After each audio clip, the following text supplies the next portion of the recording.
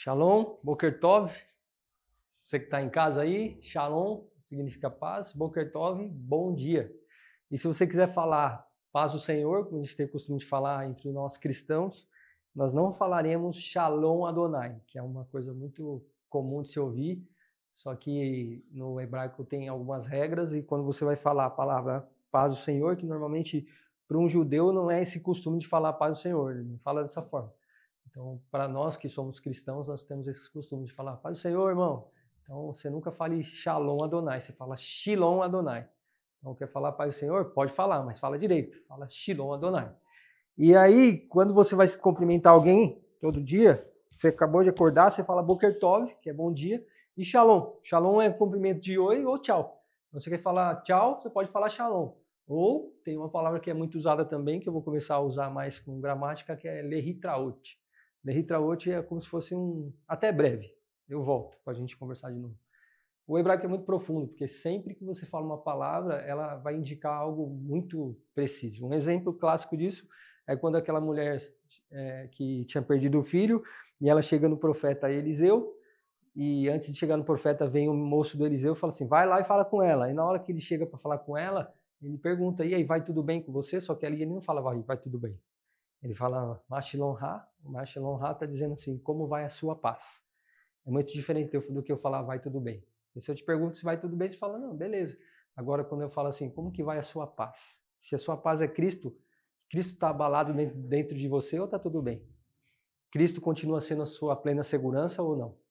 Então, quando eu pergunto para você como vai a sua paz, é muito diferente de eu perguntar, vai tudo bem? Vai tudo bem, pode ir bem em uma área e outra área não. Agora, quando eu pergunto, a sua paz está tranquila em todas as áreas? Cristo é a sua segurança em todas as áreas?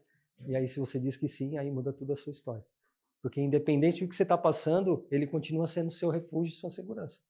Porque muitas vezes a gente acha que está tudo bem quando está tudo nivelado. Financeiro está bem, casamento está bem, está tudo tranquilo, então eu estou bem. Não, que o passo de fé que um cristão tem que ter é, a partir de Cristo, tudo vai ser colocado em ordem. É muito diferente. Porque se alguma parte ainda não está em ordem, ainda não chegou o sétimo dia. Se ainda não está em ordem é porque não chegou. Por que eu estou falando isso? Porque hoje é dia 7. E hoje a gente vai falar sobre Cristo Jesus. Jesus, Cristo, que nós temos o costume de chamar, é chamado de Yeshua HaMashiach. O que significa isso? HaMashiach é o sobrenome dele? Não, HaMashiach significa o ungido. Então quando você fala Yeshua, é o nome que é falado em hebraico sobre Jesus. Só que aqui está uma diferença muito absurda. Por quê? Porque o nome Yeshua era muito comum. É a mesma coisa a gente falar hoje aqui na igreja. João, vai ter alguns. Patrícia, tem 1000 aqui na igreja. Então, naquela época, desde a época de Moisés, era comum demais esse nome. Yeshua era comum. Tanto é que os nomes que foram colocados para nós lá, como Jesua, Josué, Jesus, cada nome que você vê lá na Bíblia no Antigo Testamento é o mesmo, é Yeshua. Josué tem um acréscimo ainda que é Yehoshua, que significa que é o acróstico do nome de Deus, porque o nome de Deus tem 4 letras, Yud, Rei, Vav, Rei.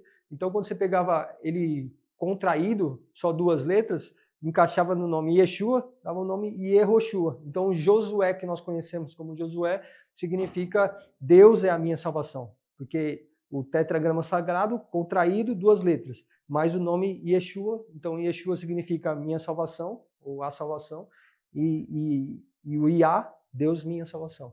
Então, essa é a ideia. Por que eu falo isso? Porque no Salmo 91, quando a gente pega lá no aplicativo, como essa aula está aberta, tem os alunos que estão aqui, tem um aplicativo chama My Bible, que a gente consegue achar o texto em hebraico, com a transliteração e com a tradução, só que a tradução está em inglês, mas você consegue ter um norte daquilo que você está falando e de cada letra com o ponto massorético, você consegue trabalhar muito no aplicativo. Quem não tem um aplicativo pode abrir a Bíblia na Bíblia interlinear. Então, sempre que você tiver alguma dúvida sobre a Bíblia, você pode colocar lá o versículo que você quer, se for no Antigo Testamento ou no Novo, você coloca lá o versículo que você quer e escreve lá, Bíblia interlinear. Você tem que ver se está escrito certinho. Vai aparecer lá para você, normalmente aparece em Jó 3,14.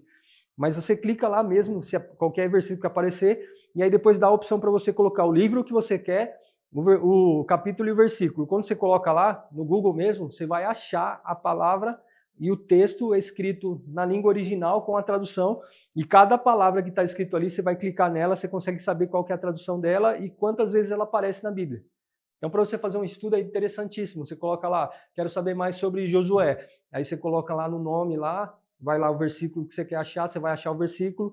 Achou o versículo, você clica lá, você vai achar o nome dele, o significado e coloca mais. Aparece quantas vezes ela aparece lá.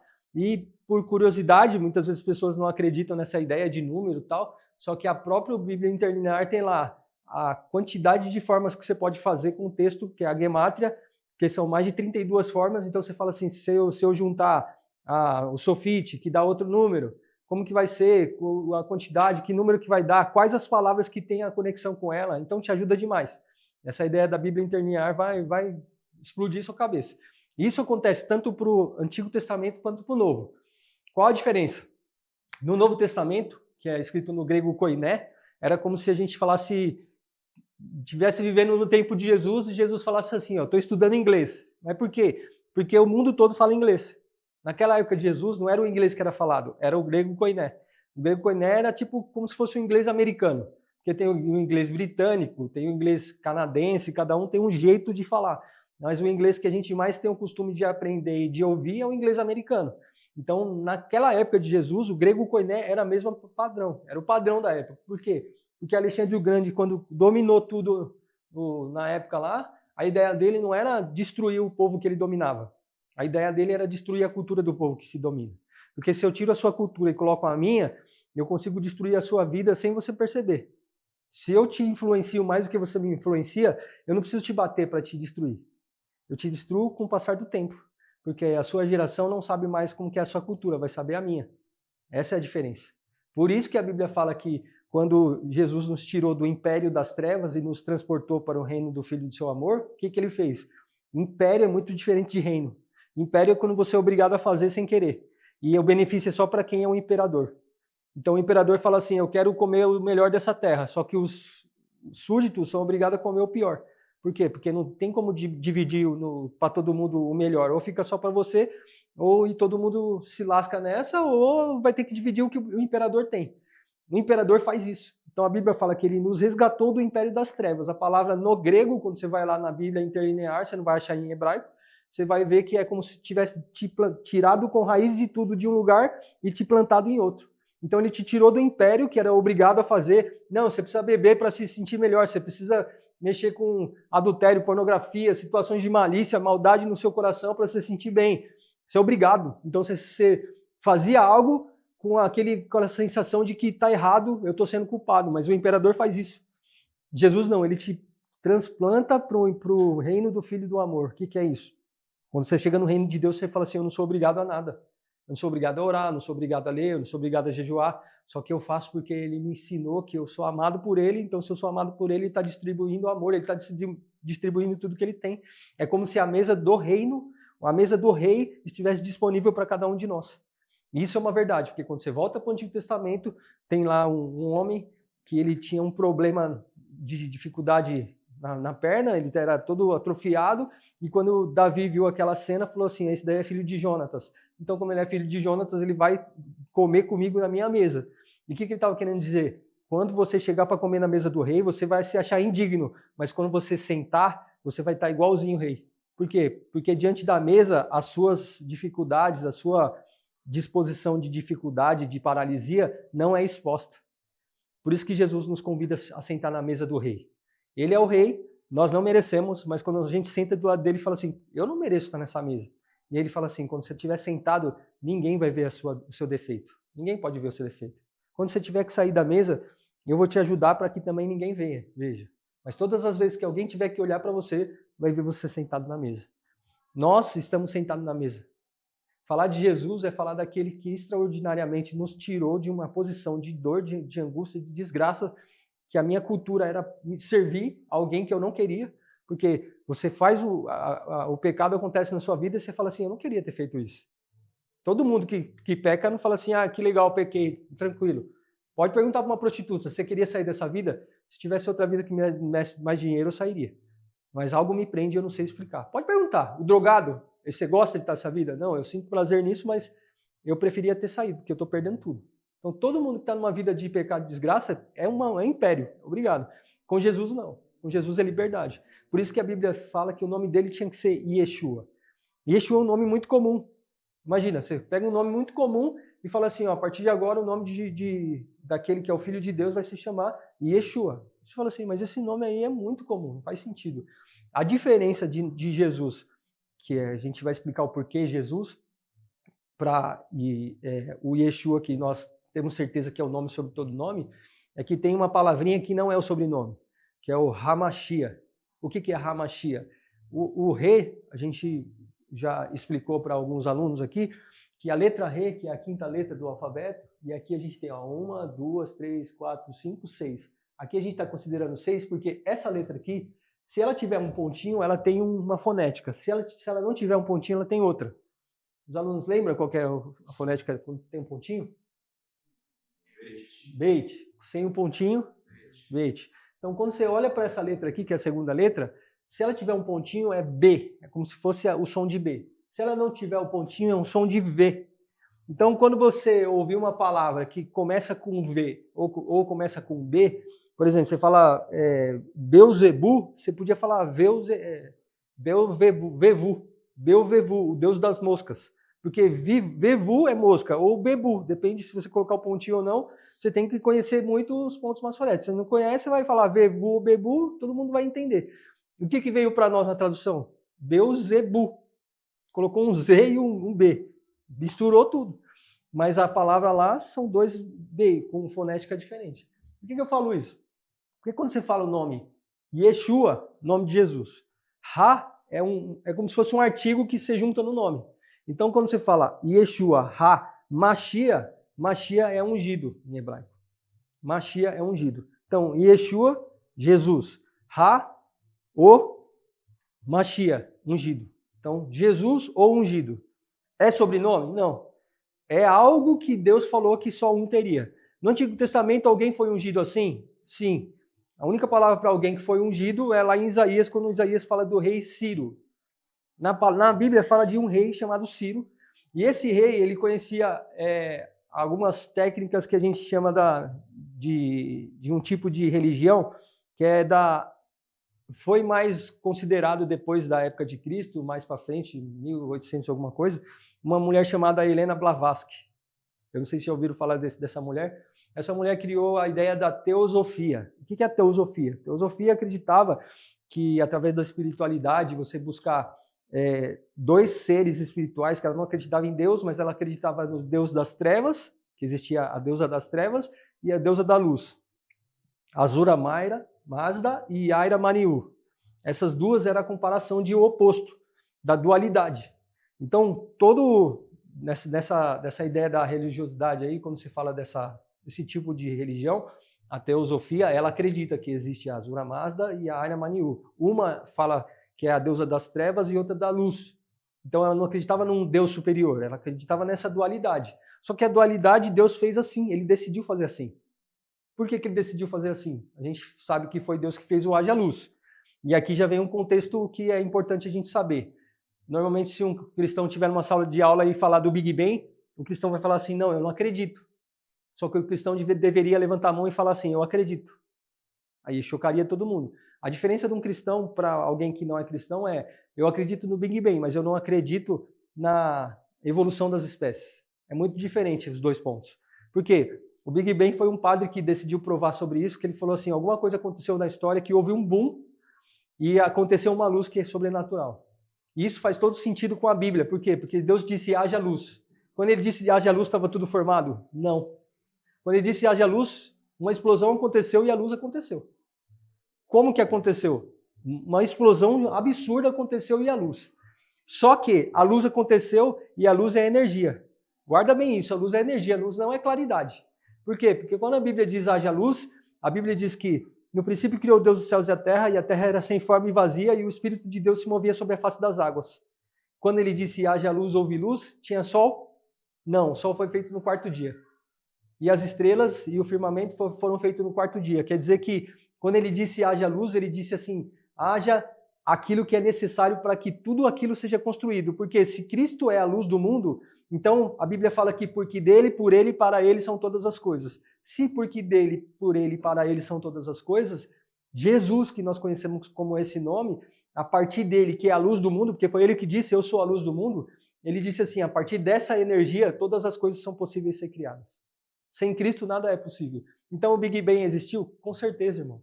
A explosão que aconteceu não podia ter chamado Big Bang. A explosão que aconteceu tinha que ter chamado Cristo Jesus.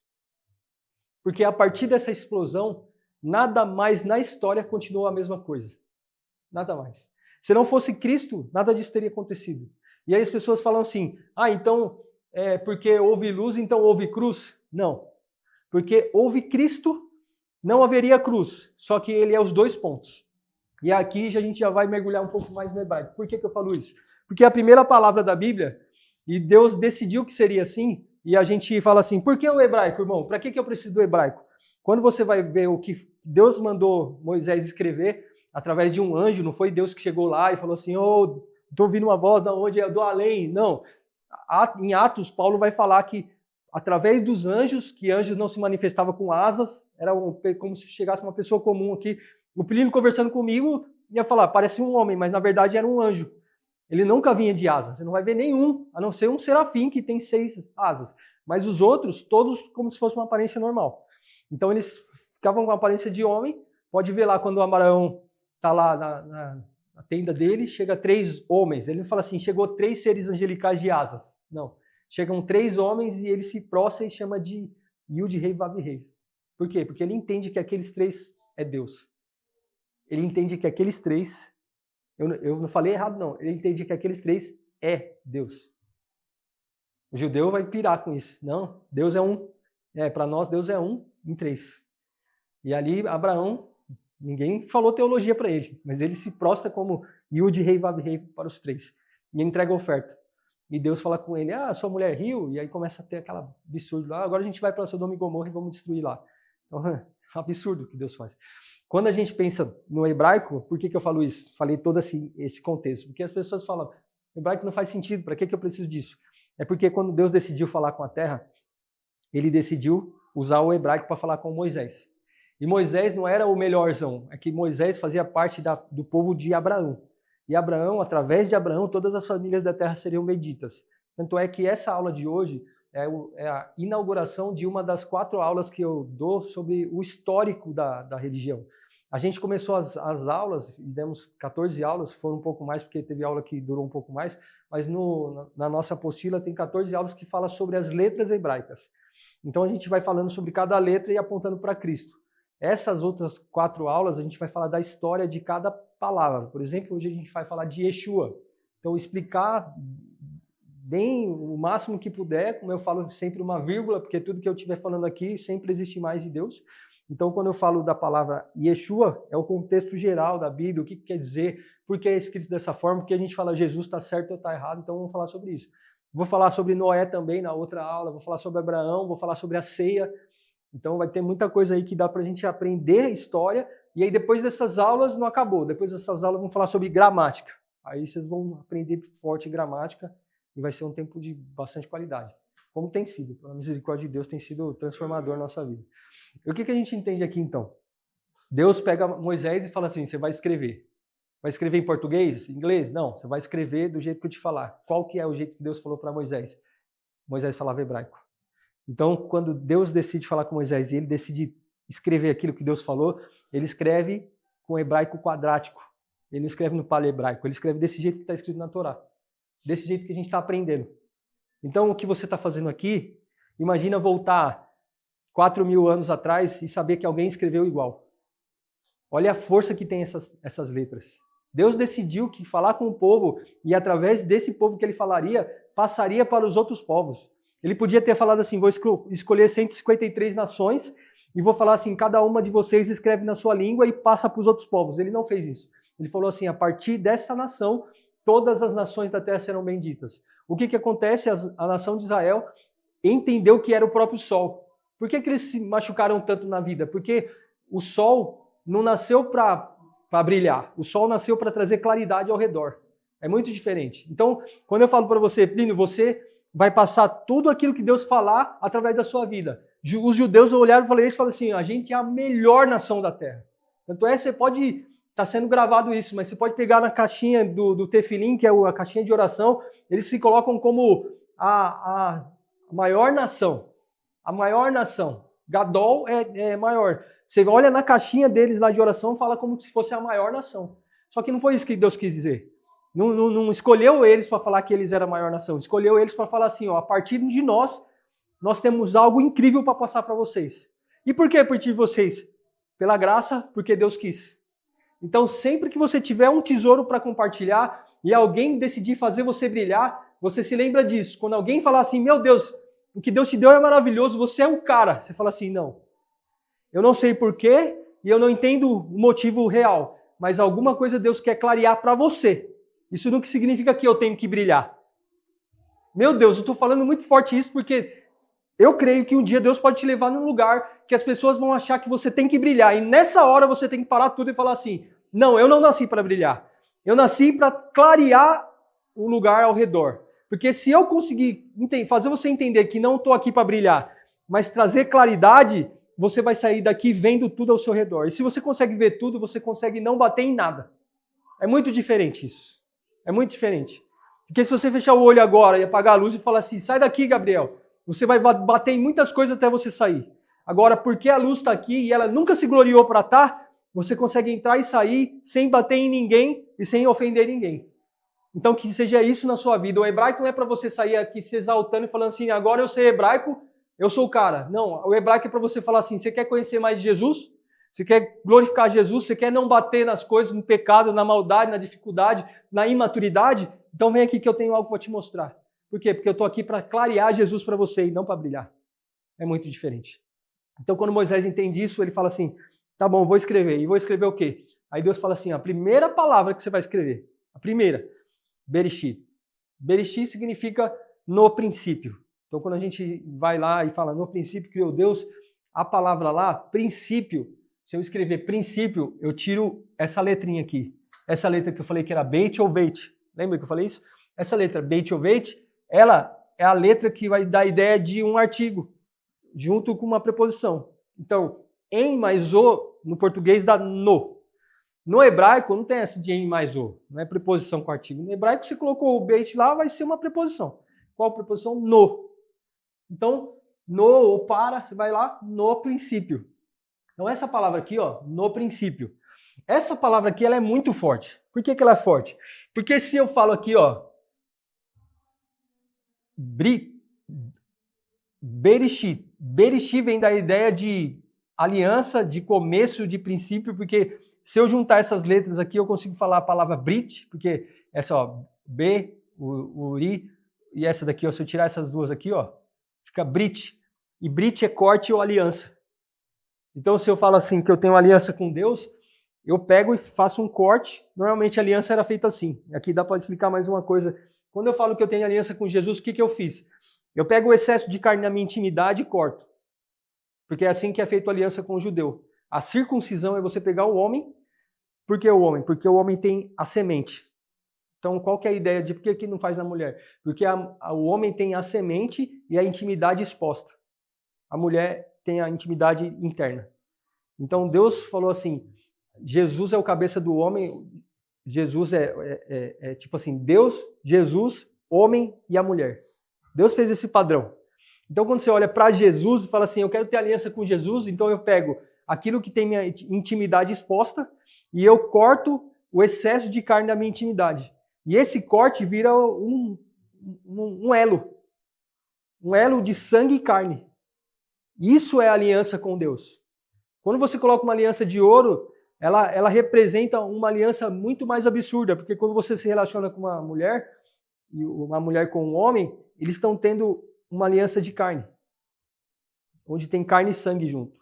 Todas as vezes que o homem e a mulher têm a intimidade sexual, sai um pouco de sangue. Não sei se você sabia disso, mas um pouquinho de sangue sai. Então vocês têm um elo de carne e sangue. Só que o elo com Cristo é muito maior, porque se o judeu tinha que fazer, e até hoje é a ideia da lei com Deus, porque eles têm uma conexão com Deus que é muito diferente de nós. Deus escolheu que era com esse povo que ele teria aliança sacerdotal. Então, quando fala que Deus escolheu, não mexe com isso. Deus escolheu, abençoa Jerusalém, honra esses escolhidos de Deus, porque foi Deus que escolheu. Nós somos gentios, então nós não temos a obrigação de fazer literalmente, pegar o excesso de carne do homem, da intimidade do homem e cortar. Não precisa. Mas o judeu tem. Agora, nós, é um negócio além. Por que eu falo que é além? Porque você vai pegar o excesso de carne da sua intimidade e vai decidir, porque Brit é aliança, vai decidir cortar e ter com Deus uma aliança. Alguém vai ver? Não. Por quê? Porque está na sua intimidade. Só que quando você decide, o mundo espiritual viu. O que eu fiz? Na minha intimidade, Deus conhece e não existe mais nada que eu esconda dele. Na minha intimidade. E isso é a aliança com Deus. Por que Jesus veio? E com o nome natural? Vou explicar. O primeiro nome da Bíblia, Bereshit. Primeiro. O último nome na Torá terminava com a letra Lamed. O último nome da Torá termina com a letra Lamed. Mas o último nome daquilo que foi revelado para João em Apocalipse, se você escrevesse em grego, você vai escrever e vai lembrar lá a palavra Amém, e está escrito em grego. Só que se você quiser saber em hebraico, você pode anotar isso. Você coloca lá, Bíblia pró-hebraico. Então você vai achar as escritas do Novo Testamento em hebraico. Igual você acha numa Bíblia interlinear, você consegue achar em hebraico. Então você quer lá o texto em hebraico de Apocalipse. Beleza, vou achar lá o texto em hebraico de Apocalipse. Qual é a última palavra que é falada lá?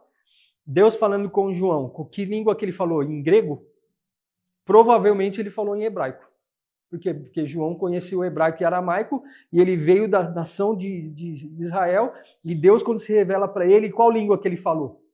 Para ele escrever tudo que ele escreveu. Ele escreve em grego porque era conhecido por eles, todos lá, o grego. Só que quando Deus fala com ele, normalmente era usado para falar em hebraico. Os profetas ouviam em hebraico. Deus falando, esse é meu escolhido, meu amado. Ele falou em que língua?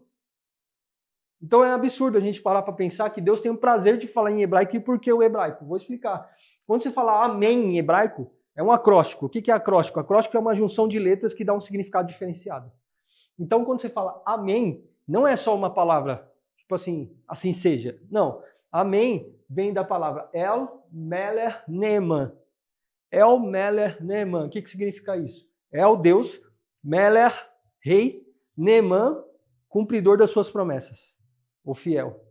Então, o que significa amém? Quando eu falo assim, que Deus te abençoe, você fala amém, você está falando assim, Deus, rei, cumpridor das suas promessas. Amém? Aí você fala amém. Nunca mais o amém para você vai ser igual. Porque amém era só, tipo, beleza, concordo, ok. Assim seja. Ok, tranquilo, entendi. Não, nunca mais. É amém? Peraí. Se é Deus, rei, cumpridor das promessas, eu vou falar amém para qualquer coisa? Mas nem a pau. Eu vou falar sim. Sim, sim, não, não. Mas se for para falar amém, meu Deus, a gente combinou uma coisa aqui. Aí os discípulos falam assim, o que vocês ligarem na terra será ligado no céu. Aí você fala assim, amém, o que você está querendo dizer? El Meler Neman. Deus, rei, cumpridor das suas promessas. Essa é a última palavra em Apocalipse. Aqui os caras vão falar que é uma viagem isso, porque não está escrito em hebraico. Beleza, mas a última palavra por cristocidência é a palavra amém. Amém em hebraico não é com N no final. Não é com M no final, é com N. E o N é o num sofite, que a ideia da fonética é de um N. E por que eu falo isso? Porque se eu pegar essa letra aqui, e essa letra aqui, e formar essa palavra aqui, é a palavra bem. E a palavra bem em hebraico é filho. Então, tem gente que fala que isso daí é uma viagem. Mas eu vou falar para você, eu prefiro viver essas viagens e sempre glorificar Jesus do que falar que tudo é viagem e não conseguir ver Jesus em nada. Então, se você quiser ter aula de hebraico comigo como professor, você vai viajar muito. Por quê? Porque tudo eu vejo Cristo, tudo. Eu não consigo falar, isso não. Gemátria não, porque Gemátria foi inventado. Cara, eu consigo ver Jesus em tudo, e tanto é por isso que eu decidi dar aula. Porque não faz sentido não ver Cristo. Então, em tudo eu consigo glorificá-lo. Por quê? Porque Bereshit e amém. Bereshit tinha a primeira palavra no Antigo Testamento. Amém, a última palavra do Novo Testamento. A última palavra, a última letra, Nun. A primeira palavra, a primeira letra, Beit. Se eu juntar, dá a palavra filho. Porque dele, por ele, para ele são todas as coisas. A gente está falando de quem? Deus Pai, Deus Filho, Deus Espírito Santo. Deus Filho. Então o que a Bíblia está querendo nos dizer aqui, dar um norte para nós? Qual que é a revelação central da palavra de Deus? Cristo. Só que quando eu falo Cristo, eu não estou falando Filho. Quando eu falo Cristo, eu não estou falando Jesus. Quando eu falo Cristo, eu não estou falando Yeshua. O que eu estou falando? A revelação central da palavra de Deus é o ungido. É o ungido. Então, se eu falo para você que a revelação central da palavra de Deus é Jesus, poderia ser qualquer um. Só que quando eu falo para você que a revelação central da igreja, da palavra de Deus é Cristo, eu estou falando que não é qualquer Jesus. Eu estou falando que é o ungido. E aí muda a parada. Por quê? Porque poderia ser qualquer Jesus. Porque Jesus era um nome comum. Agora, por que é Jesus o Cristo? Aí que está a chave. Porque o ungido é aquele que recebeu o mais puro azeite da oliveira. É aquele que foi a primeira torção da oliveira, amassou a azeitona e saiu aquele primeiro azeite. Era esse que você colocava no chifre de um carneiro, que era torto, e você levava para ungir reis, sacerdotes e profetas. Então você chegava lá um profeta com um chifre de carneiro em uma casa, meu Deus, mano, alguma coisa vai acontecer. Então imagina, o Samuel chega lá com um chifre de carneiro, com aquela azeitona que foi espremida lá, o primeiro óleo que saiu, que dá para fazer 4 processos. O primeiro óleo que saiu, aquele azeite puro, é para ungir. Então quando Samuel chega na casa de Jessé e fala assim, tenham seus filhos aí que eu queria trocar uma ideia. Mano, Samuel chega com um chifre de carneiro, cara. Todo mundo sabia que Samuel era profeta. Cara, vai um profeta na sua casa com chifre de carneiro, esquece, cara. Alguma coisa vai acontecer. Alguém ali vai sair muito abençoado. Só que ele fala assim, eu já sei até quem é, porque desses seus filhos aí, esses filhos são top. Porque você olha para cada um deles, um melhor que o outro, maior que o outro, então é esse. Enquanto vai passando por Samuel fala assim, mano, nenhum. Deus está falando comigo aqui, ó, não olhe a aparência nem a estatura, porque não foi assim que eu escolhi. Só que aí Deus é incrível, porque passa todos os filhos, acabou, cadê os outros filhos? Ô Jessé, não tem mais filho não? Aí a gente fala assim, que é só uma história boba, né? É só para contar a história. Não, senhor, mano. Sempre que você lê a Bíblia, pense como se você pegasse um drone e fosse a quilômetros de distância e falasse assim, a Bíblia não é isso aqui, a Bíblia é lá para cima. Por que eu falo isso? Imagina a cena, passam 7 filhos de Jessé e Jessé fica lá só esperando porque o outro filho ele não falou. O outro filho estava escondido. Imagina na história da redenção. Deus começa toda a história, o diabo não sabe quem era aquele que esmagaria a cabeça dele. E ele estava escondido em Deus Pai. Então, durante a história, passam vários homens que eram para ser escolhidos e nenhum deles foi achado digno de abrir o livro e desatar o selo. Só que do nada aparece um que vai e esmaga a cabeça da serpente. E esse era o nome que está acima de todo nome. Olha uma história conectada com a outra. Ou essa história foi colocada ali de bobeira. Nenhuma história é colocada de bobeira. Nada nas histórias são colocadas de bobeira. Quando a Bíblia fala que ele não achou nenhum e não viu a estatura, a beleza, veio Sansão, não deu conta, veio Adão, não deu conta, Noé não deu conta, ninguém deu conta. Quem que ia dar conta dessa história? Não acabou seus filhos? Não, tem um que está cuidando das ovelhas. Como que Jesus começou? Cuidando de gente que ninguém queria cuidar. Tudo aponta para ele, tudo. Qualquer livro que você for ler da Bíblia, e você quiser pegar um drone e subir, você vai falar assim, está falando de Deus Pai, Deus Filho e Deus Espírito. Mas eu não achei. Pode procurar. Ou está falando do grande amor do Pai, ou está falando do perdão do Filho, ou está falando da comunhão do Espírito. Tudo. Tudo sempre aponta para os 3. Tudo. E nunca ache que o Espírito Santo só apareceu depois. Não.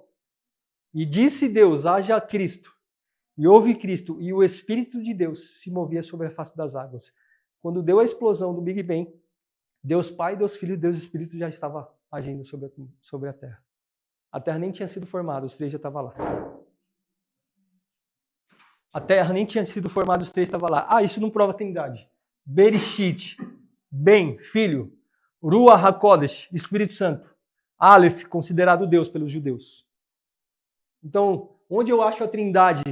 Isso aqui eu já falei na primeira aula, mas como essa aula vai ser exposta, onde eu acho a trindade diante dos homens, como que eu provo que Deus Pai, Deus Filho e Deus Espírito é um único Deus? A primeira palavra da Torá, Ben, Ruach HaKodesh e Elohim.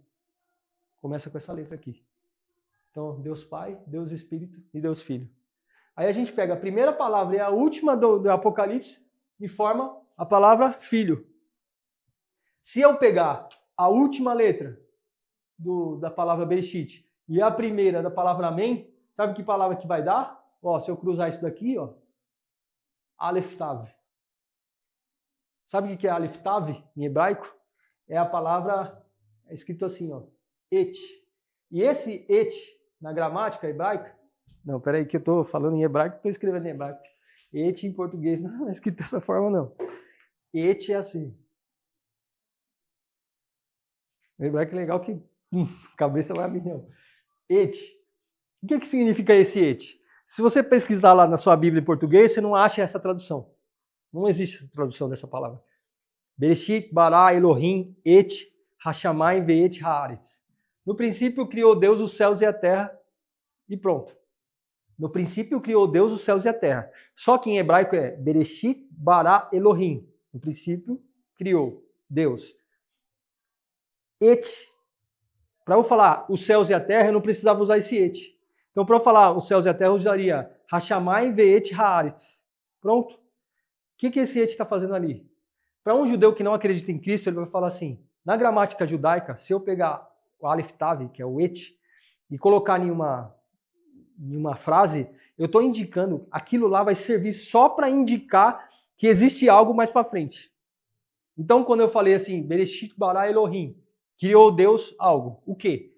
Aí eu coloco o et para apontar. Olha o que ele criou. Na gramática hebraica seria isso. Tipo, não tem tradução, mas obrigatoriamente está lá. Então, se falar para um judeu que conhece a gramática, ele vai falar assim, o et não tem nada a ver com esse negócio que eles falam de Cristo. Mas, obrigatoriamente, você tem que apontar para algo. Se no princípio Deus fez alguma coisa, então coloca o et para falar assim, ó, ele fez isso aqui. Pegou? Então, quando eu falo assim, Bereshit bara Elohim, no princípio criou Deus. O que ele criou? Aí eu coloco et, ó, foi aquilo. O quê? Hashamai ve'et haaretz, os céus e a terra. Beleza? Até aqui? Deu para entender? Só que, para nós cristãos que amamos Jesus, o que significa o et? Ó, se eu escrever o hebraico quadrático, parece uma letra padrão, uma letra normal. Eu falo para você que essa letra é a letra que indica o número 1, que é a primeira letra do alfabeto hebraico, que a gente chama de Aleph Bet, não chama de alfabeto, mas para ficar mais claro, mais fácil, como se fosse a ideia de um alfabeto hebraico. Então aqui, Aleph, que é a primeira letra das 22. E o Tav é a última. Beleza? Até aqui, tranquilo. Só que, se eu pegar essa letra aqui no paleo hebraico, e eu fizer isso aqui, ó, isso aqui como se fosse a cabeça de um boi com chifre. Dá para fazer mais bonitinho, mas nos meus garranchos, isso daqui é a cabeça de um boi com um chifre. O que indica isso daqui? Isso indica obstinação, liderança, algo que é muito forte e silencioso. Por que eu falo isso? Se você estiver passando na rua, você vê um cachorro pequenininho, você passa, tal, às vezes ele pode ficar latindo muito lá, mas mesmo assim você não tem aquele medo assim de falar, se o cachorro vier desse jeito assim, dá para lutar. Agora você está passando na rua, vem um boi, daqueles Nelore, sabe aquele boizão mesmo? Ou aqueles na Espanha lá que os caras usam para fazer aqueles eventos lá, aqueles boizão com aquele chifrão gigante assim, o boi pode não fazer nada com você. O silêncio dele já te apavora. Já te apavora, porque quando você chega perto de um boi, é muito louco isso, que a sensação é, cara, esse ser tem uma autoridade que ele não precisa nem falar. Isso é muito curioso, porque a letra Aleph não tem som. Não é que não tem som, mas é um som de... Como que eu falo Aleph em hebraico?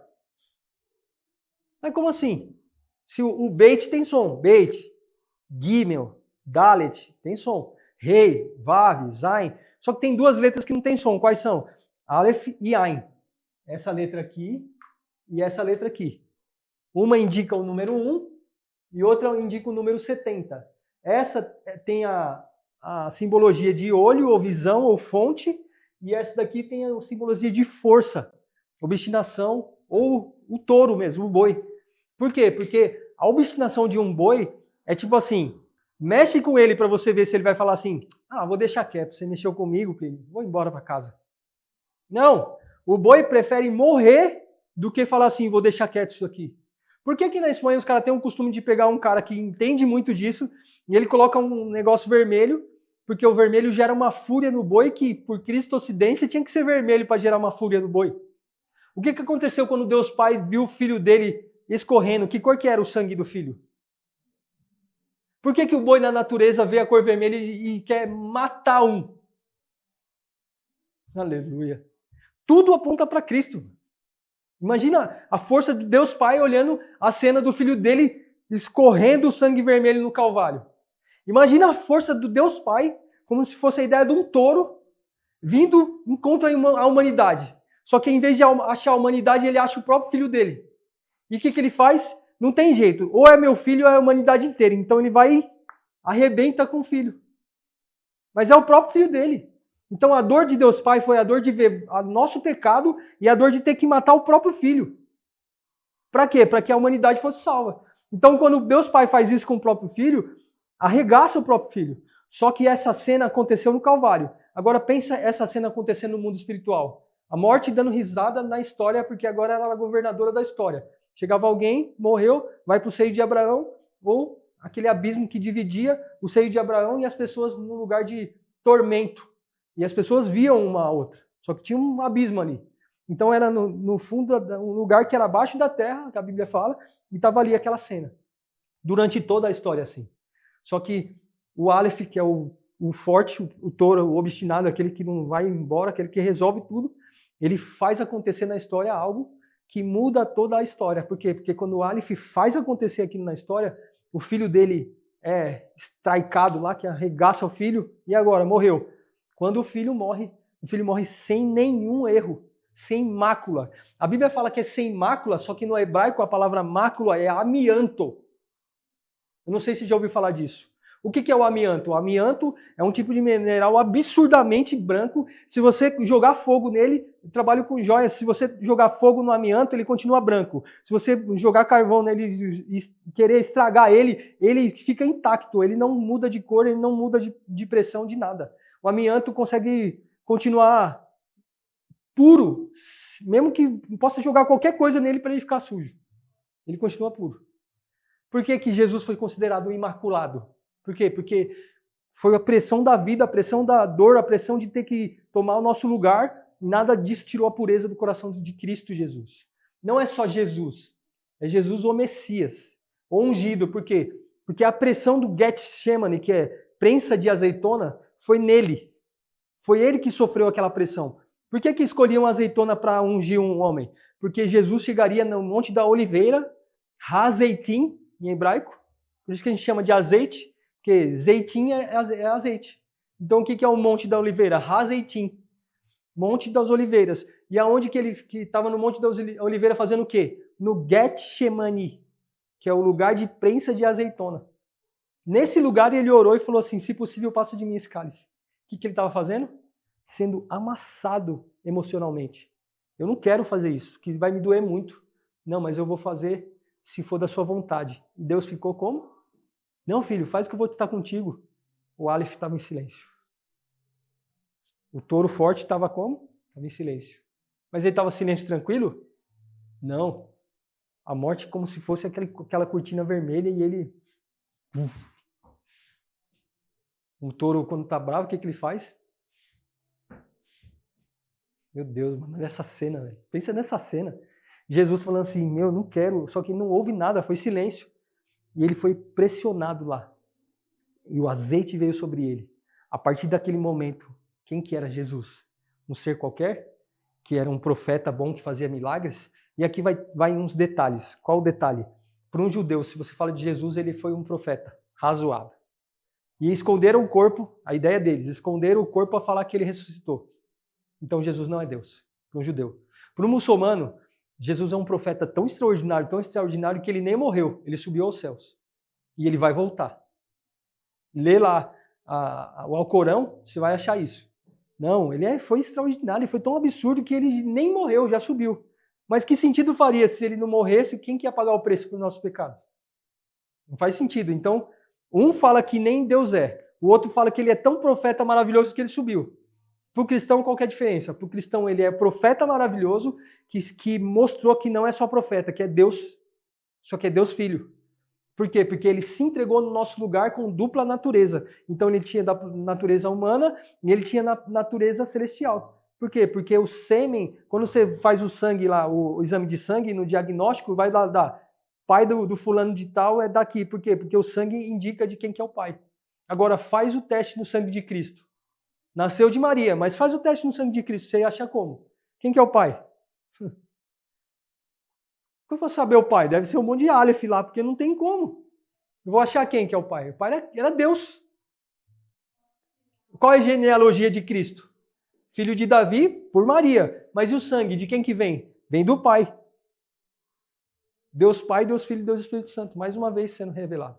Então por que o Yeshua HaMashiach é o sobrenatural? Porque na história, quando ele morre, a morte já achou que tinha tranquilidade, porque todas as vezes ela sabia para onde dividir. Esse aqui teve fé que viria o Messias, foi para o seio de Abraão. Porque sempre foi por fé. No Antigo Testamento, como que a pessoa era salva? Crendo que viria um Salvador. O que pisaria na cabeça da serpente. Não sabia o nome. Então eu criei na promessa que foi dada para Adão, eu fui salvo. No seio de Abraão. Eu não criei, fui para o lugar de tormento. Quando Jesus morre na cruz, não é que ele foi buscar a chave da morte do inferno. Não existe isso. Na Bíblia fala que ele já tinha a chave de Davi que abre e fecha qualquer lugar. Não que ele foi buscar a chave. Não tem. Pode pesquisar que não vai achar que Deus buscou a chave lá no inferno. Não, a chave sempre foi dele. Só que o que acontece na história é que ele chega ali nas regiões do inferno, que Pedro escreve isso, e ele fala assim que ele prega para aquele povo lá, e não é que o povo se converte. Imagina Jesus chegando na história e a morte não tendo chance nenhuma de lidar com aquilo. E não é que Jesus pegou aqueles que não acreditaram e misturou tudo agora. Não tem, porque você só tem direito a viver uma vez. E o juízo é uma vez só. Então aqueles que foram para o lugar de tormenta continuaram no lugar de tormenta. Agora aqueles que estavam no seio de Abraão, todos viram. Tanto aquele que estava ali, no lugar de tormenta, quanto aquele que está no seio de Abraão, vendo um ser extraordinário chegando naquele lugar e a morte não tendo condição de levar ele para lugar nenhum. Ele chega com autoridade e as pessoas olhando e falando assim, com certeza esse é aquele que viria. Só que aquele que não acreditou continuou vendo e sofrendo no lugar de tormenta. Aquele que acreditou inaugurou um outro lugar, que era o lugar do paraíso. Porque foi levado com Cristo às regiões celestiais. E eles e o ladrão da cruz inauguraram aquele lugar. Eles quem? Todos que morreram antes de Cristo e acreditaram no Salvador que viria. Aleluia. Então aqui não tem nada fora da teologia. Isso é hebraico que nos prova que o Yeshua, nome comum, ungido, ele tinha toda a autoridade para chegar naquele lugar e falar assim, agora o seio de Abraão não vai ser mais o lugar onde vocês vão ficar. Porque aqui parece bom. Só que com Cristo é sempre melhor. Então ele leva eles para um lugar extraordinário. Então aquele acesso já não tem mais. Aquele povo quando morre, a partir de Cristo, você não vê mais o outro povo se dando bem. A partir de Cristo, quando você morre, você vai viver num lugar de tormento, num lugar aprisionado, que é o inferno, até que você seja julgado para a segunda morte, que é a morte eterna. Por isso a importância da gente pregar sobre Cristo. Porque a pessoa não tem uma segunda chance no inferno. A pessoa não vai ter aquela chance, vi Jesus, Jesus dá um jeito aqui. Não, ou você fala, enquanto você está vivo, e mesmo cheio de pecado, igual o ladrão da cruz, mano, eu estou erradaço, mas se você quiser lembrar de mim, estou aqui. E aí você tem chance. Mas depois se seu coração parar, já era. A não ser que Deus te ressuscite, não tem como. Mas olha que cena.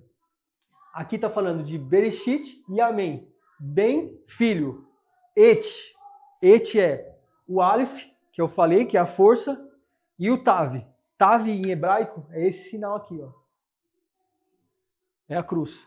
Então, se eu escrever na rocha, eu faço o Aleph como se fosse a ideia da cabeça com chifre. E se eu fizer na rocha o Tav, que é a última letra, que indica 400, é a cruz.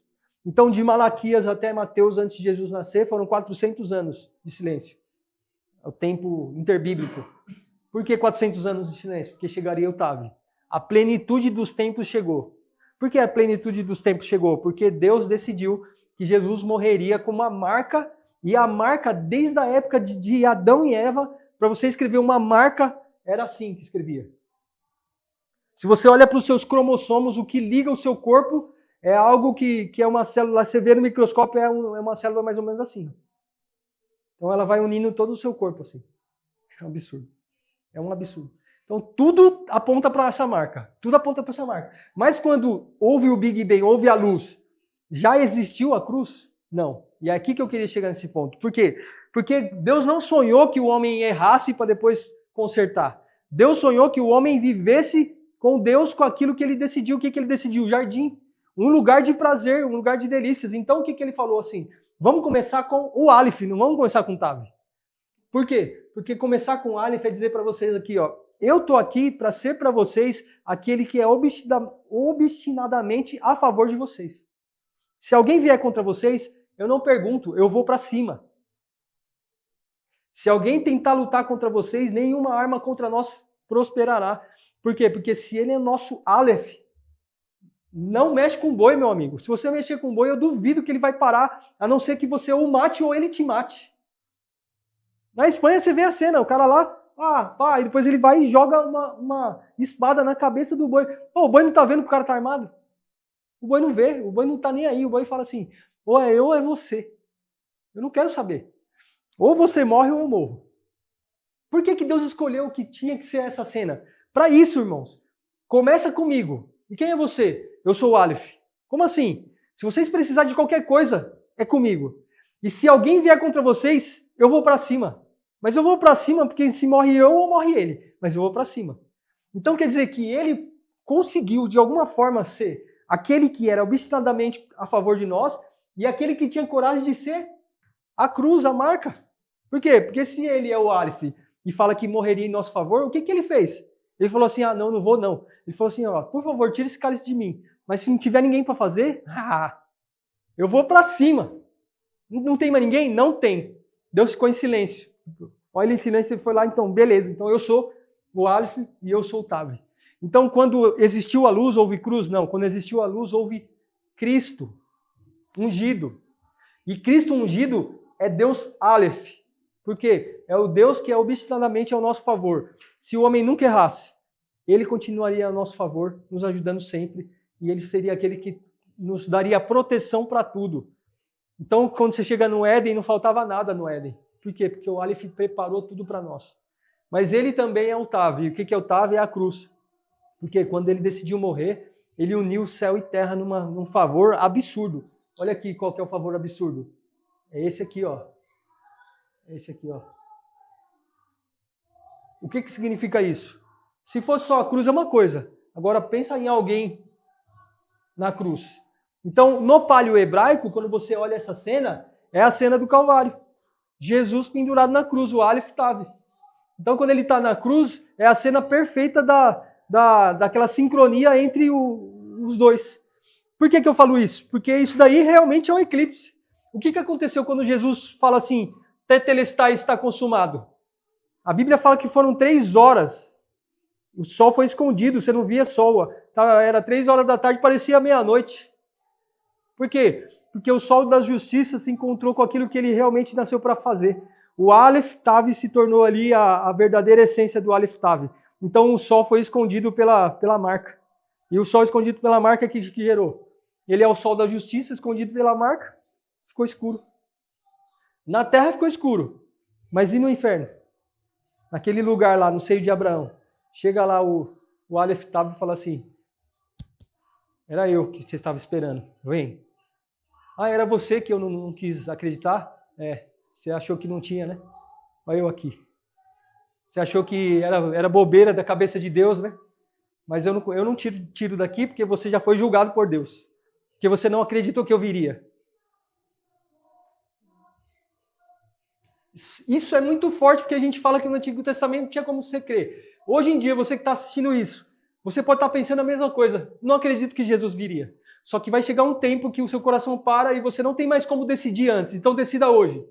Decida hoje porque se o coração parar e você não tiver decidido por Cristo, você vai ter que enfrentar ele e ele vai falar assim, ó, eu não falei que eu viria, só que você não quis acreditar. Só que os outros que foram taxados como quadrados, como alguém que era bobo, que decidiu andar em santidade por bobeira, esses enfrentarão o Filho de Deus não como alguém que vai ter que enfrentar cara a cara para receber um juízo, mas alguém que vai receber uma coroa diante do rei. Porque merece? Não, porque decidiram acreditar que existia um Salvador. E se ele é o meu Salvador, ele pode ser o seu também, basta você acreditar. Yeshua HaMashiach, por que esse nome? Aleluia!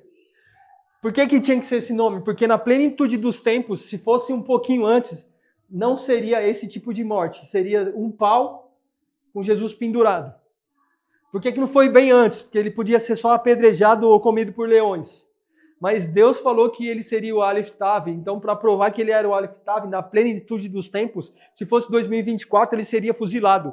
Ou ele seria, de alguma forma, injetado eutanásia. Só que tinha que ser na plenitude dos tempos, naquela época, porque naquela época, bem na época de Cristo, eles decidiram fazer dessa forma. Você pegava um pau que você deixava lá já, e pegava a outra parte, partíbulo, que era chamado, e se amarrava no cara, e o cara tinha que carregar aquilo até a sentença de morte. Então, quando ele carregava aquilo, ele era colocado no bandeiro e era morto. Então, quando Jesus aconteceu essa história com Cristo, ele realmente cumpriu a plenitude dos tempos. Tinha que ser naquela época, tinha que ser, porque daquela forma aconteceria exatamente o que Deus tinha planejado na história. Falo para você pode viver a sua história de qualquer jeito, mas se você quiser entrar na história de Deus, você vai viver a sincronia de tudo aquilo que ele quer fazer. Em todo tempo ele tem algo que ele tem o prazer de fazer. Na época de Adão, era para desfrutar do jardim. Decidiram desobedecer, saíram do jardim. Na época de Noé, era para construir Cristo. E Noé decidiu acreditar, construiu. Os animais desobedeceram e viveram. A família de Noé viveu. E os outros que decidiram não acreditar não viveu. A partir de Moisés tinha que estar no tabernáculo e fazer toda a sentença do tabernáculo e ser instruído por Deus através daquilo que era falado no tabernáculo.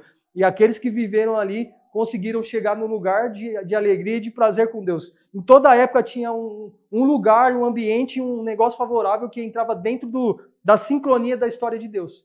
2024, qual que é a história de Deus? 2024, a história de Deus é decidir que Cristo seja construído em mim para que as pessoas vejam o sol da justiça em mim, vejam um tabernáculo em mim, vejam o pão da vida em mim, tudo através da minha vida, porque a Bíblia fala que não era só um rio que fluiria através de nós, eram rios de águas vivas. Só que todos esses rios vêm a partir de uma só nascente. Quem que é a nascente? É Cristo, sempre será Ele.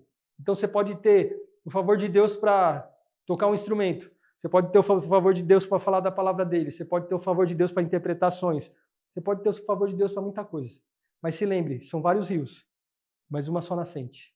E essa nascente se chama Yeshua HaMashiach. Por que desse nome? Tinha que ser naquela época, já expliquei. E tinha que ser Yeshua. Por quê? Yeshua, em hebraico, significa salvação. Então tinha que ser esse nome, a salvação.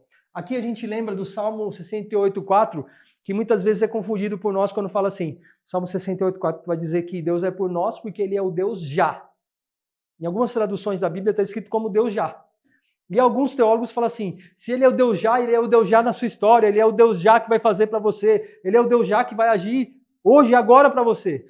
Só que aquela palavra lá, se você procurar na My Bible ou na Bíblia interlinear, e eu não vou procurar aqui para usar o máximo do tempo possível para explicar, depois você volta o vídeo, para o vídeo, você vai achar. Salmo 68:4 vai falar assim, que Ele é o Deus Iá, não já. Só que a tradução para nós veio como já, e é tipo da ideia da contração do nome Javé. Por quê? Porque a tradução, e aqui vai já a explicação do porquê Jesus e porquê Javé. Quando você pegava o Yud e jogava para o grego, no grego você não vai achar a letra I, você vai achar uma letra antes, depois você vai achar a letra que é chamada de iota. Essa letra que é chamada de iota, ela parece com I, mas ela é mais assim, ó. Mais parecido com o quê? Iota parece com o quê? J. Então, quando você olhava para essa letra aqui e falava assim, vamos traduzir para o grego koiné, qual letra que a gente coloca? A gente coloca a letra grega. Qual letra grega? Iota. Porque depois do iota vem o kappa. Então, quando você pensa no grego, vai lá o alfa, gama, beta e tal. Aí tem o iota, kappa. No grego, quando Jesus falou assim, eu sou o Aleph Tav, ele falou assim, eu sou o Alfa e o Ômega. Só que lá em Isaías você vai achar falando que viria o que era o Aleph Tav. Então Jesus falou em grego, mas o que ele estava querendo dizer? Que ele era o Aleph Tav. Então, mesmo ponto.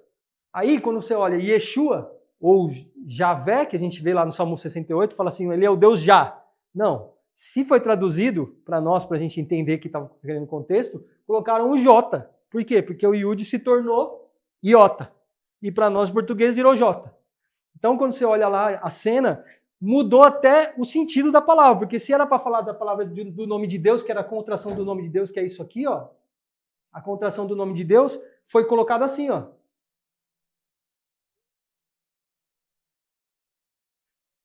O que eu penso em português quando eu leio isso aqui? Já. Agora. Se eu ter lá, Deus é o meu Deus forte e ele é o Deus de agora. Acabou. O que eu vou pensar? Eu não vou pensar outra coisa. Eu vou pensar que ele é o Deus de agora. Só que aqui nesse Salmo 68:4 está dizendo é que ele é o Deus Iá, que é o tetragrama sagrado contraído.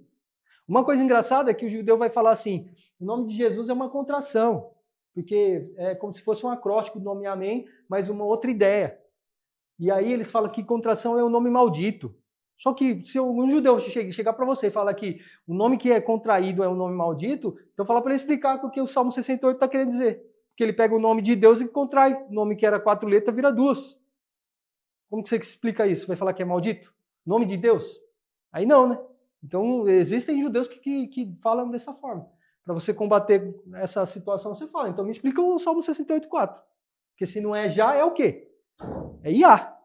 Então é o nome de Deus. Então aqui já vai um detalhe teológico. Se você quiser pregar sobre o Deus já, não use esse texto. Você está defamando o texto, você está distorcendo demais. Agora você quer falar que ele é o Deus, que é o Deus Pai, Deus Filho, Deus Espírito, ele é o Deus Trindade, ele é o Deus Triuno. Através desse texto você prova. Agora, se você quiser pegar um texto que ele é o Deus já, não sei. Você pode pesquisar, mas não usa esse, pelo amor de Deus. Já aprendeu, não usa esse. O J é o Yud que foi transformado.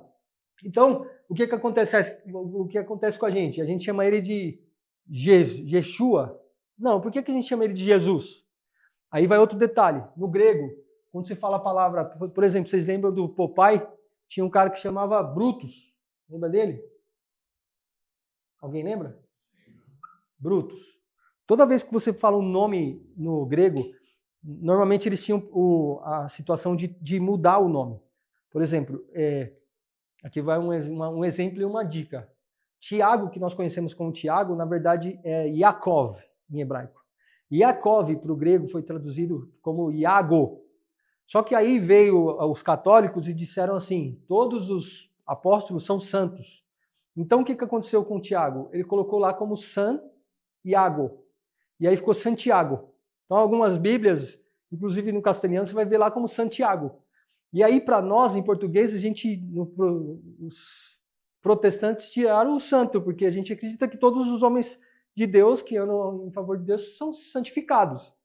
Mas não santos assim de ter sido reverência. E aí a gente tirou o santo e ficou e era para ficar Iago, ficou Tiago.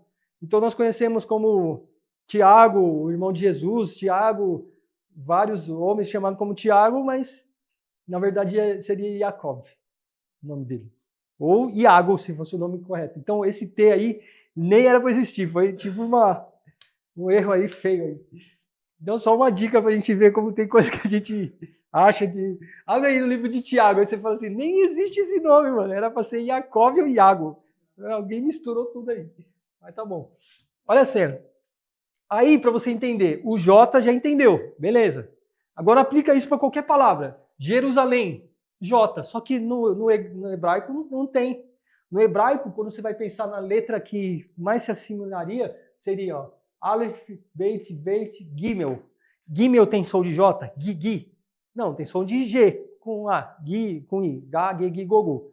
Então, o que eles decidiram fazer? Na regra do hebraico, eles decidiram fazer o quê? Coloca um apóstrofo, coloca tipo um acentozinho numa letra que é uma consoante. É uma ideia de consoante. Essa letra é uma consoante, mas ela com apóstrofo, ela muda a fonética dela. Então o Gimel, em vez de se tornar... Para a gente tentar entender como fazer um J no hebraico, então o que eu faço? Eu pego o Gimel e coloco um acento. então ela vai dar o som de J. Só que, o que eles falaram assim? Vamos falar que esse nome Yeshua vai ser Jesus. Por quê? Primeiro eu pego o Yud e troco ele por Iota, certo? Para nós, fonética, J. Então, Jerusalém, Jerusalém. Entendeu? Yehoshua, Josué. Tudo que é nome que começa com I foi para J. Yeshua, Jesus. Não, mas por que Jesus não ficou Yeshua? Por que ficou Jesus? Porque no grego, quando você vai falar um nome no grego, que você quer mudar para um nome masculino, você usa o sus no final. Então, Brut, se você falar no grego, você vai falar Brutus. Você fala que seu nome é Máximo. Em grego, para falar que é masculino, então eu falo que é Maximus. Então, o US no final vai indicar masculino, gênero masculino. Então, quando eu falo Yeshua, se eu fosse traduzir como masculino o nome de Jesus no grego, eu ia falar Jeshua, não ia ficar masculino. Então, o que eles pensaram? Coloca o us no final, então vai ficar Jesus. Por isso que nós conhecemos o nome dele como Jesus. Então, o Jesus é esse nome, significa Jesus, é cavalo. Sai dessa conversa aí, que isso aí eu nem vou entrar nesse assunto, porque é uma bobeira, uma burrice gigante. Então, esse Jesus que a gente conhece em grego é o uso da iota, que hoje veio para nós como Jesus, do J, e o sus no final é para indicar gênero masculino. Beleza até aqui? Então, Yeshua mudou Jesus para Jesus, beleza. E que diferença faz na minha vida esse negócio aí de mudar? Vou te falar algo incrível. Ele é o Aleph Tav, que eu tinha explicado. E o Aleph Tav é algo que não tem tradução no hebraico. Só tem a ideia, aponta para lá. Só que esse Aleph Tav aparece mais de 9.000 vezes no Antigo Testamento. Quando que aparece? Sempre que vai dar uma promessa, sempre que vai falar algo extraordinário, sempre que vai falar algo maravilhoso, é colocado essas duas letrinhas lá. Por exemplo, quando você fala do nome de Esaú e Jacov, quando Esaú decide pelo prato de lentilhas, nunca mais se usa o Aleph Tav antes do nome dele. Não sei se vocês sabiam disso. Quando Esaú fala assim, eu prefiro o prato de lentilhas do que a minha primogenitura, não se aparece mais o Aleph Tav. Aí você pergunta para um gramático judeu e fala para ele, então me explica por que depois de Esaú escolher para um lugar errado, porque quando Esaú escolhe o prato de lentilhas, e aqui vai para você, o prato de lentilhas para Esaú naquela época lá significava assim, um prato afrodisíaco que me faria decidir por mais e mais da minha vontade sexual. Então significava exatamente isso. Quando Esaú falou assim, eu prefiro o meu prato de lentilhas, ele queria assim, me dá esse prato afrodisíaco, que eu vou ter mais potencial para pegar todas as mulheres que eu quero pegar. Concupiscência da carne. Ele tinha o excesso de vontade pela carne, e aí ele falava assim, a minha primogenitura não vale de nada, me dá aí esse negócio que vai me dar mais potencial na carne. Olha que absurdo. Quando ele chega a pensar assim, a Bíblia não coloca mais o nome Aleph Tav antes do nome dele. Aí você pergunta para um gramático, por que isso acontece? Já que é obrigatoriamente colocar o Aleph Tav quando se vai apontar para alguém, por que depois que Esaú faz isso não tem? Então, não vem falar para mim que é só gramática. O hebraico ele aponta muito a respeito de Cristo. Você não quer ter aliança com Deus? Então você não vai ver mais Cristo em você. Isso é forte demais. Por quê? Porque Cristo é representado pelo Aleph Tav. E aqui eu já falei, o Aleph é a primeira letra e o Tav é a última. Então o que Jesus está falando assim, para você ter base comigo na história, você tem que entender, eu sou o Deus do começo e do final da história. Não vem falar para mim que eu não estou no todo o processo da sua vida não, porque eu conheço o começo e o fim. Então eu sei tudo. Ah, mas eu não quero mais, eu quero mais as coisas desse mundo, eu quero a concupiscência. Você quer? Então esquece meu nome perto de você. Não tem como ligar o filho, que é o Aleph Tav, com alguém que escolhe a carne. Não tem como. E a prova é Esaú. Beleza. Aí a gente chega no nome de Jesus e entende. Ele é o ungido e é Jesus. E eu já falei porque sus do gênero masculino no grego e o J que a gente sabe que agora vem para o nome de Jesus. Aí você fala assim, então beleza, a partir de agora eu não falo mais Jesus porque agora eu conheço o nome Yeshua. Sai desse lugar. Por quê? Porque você não é judeu. Se você não é judeu, você aprendeu a sua língua e aprendeu que o nome de Jesus aconteceu ou não aconteceu quando você orou. Ou você nem sabia que o nome era Yeshua. E aí alguém orou por você e falou assim, você quer aceitar Jesus? E aí você falou assim no seu coração, não vou aceitar porque esse não é o nome original. Você falou isso? Nenhum de nós falamos. Todos nós falamos aqui, eu quero Jesus porque tocou no meu coração. E aqui vai um detalhe importantíssimo para você nunca mais falar que tem que ser obrigatório falar o nome de Yeshua. Os apóstolos, quando você vai lá ver nos textos originais que foram achados nas cavernas, eles vê lá que estava escrito pelos apóstolos o nome Jesus. Os apóstolos falavam hebraico, gente.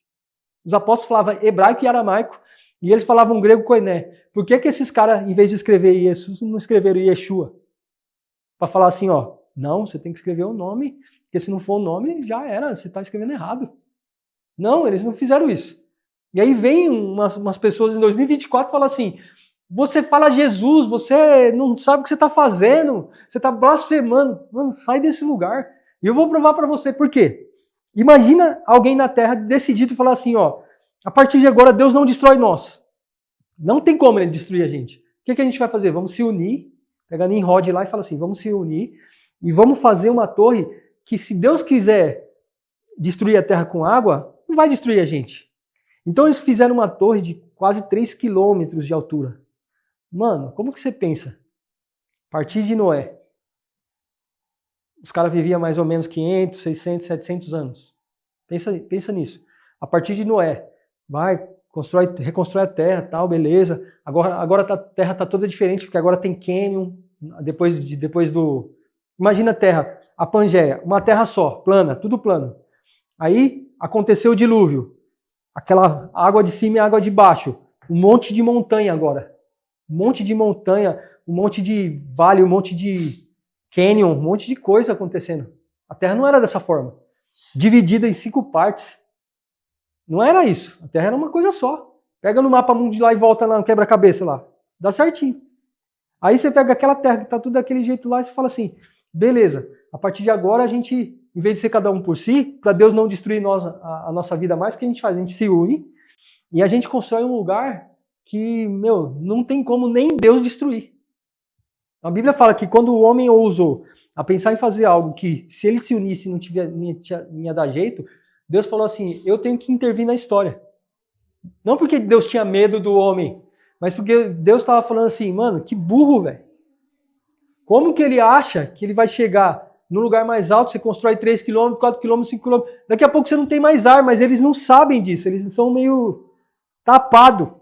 Porque eles estão achando que estão fazendo algo bem para eles, mas não está fazendo bem. Então, quando um homem decide se unir para achar que está fazendo algo bom e Deus intervém, é porque Deus está falando assim, você não faz ideia do que você está fazendo. Vocês estão se destruindo, então eu vou te ajudar. Então, quando Deus faz em Babel a divisão das línguas, ele não estava destruindo o homem, ele estava favorecendo.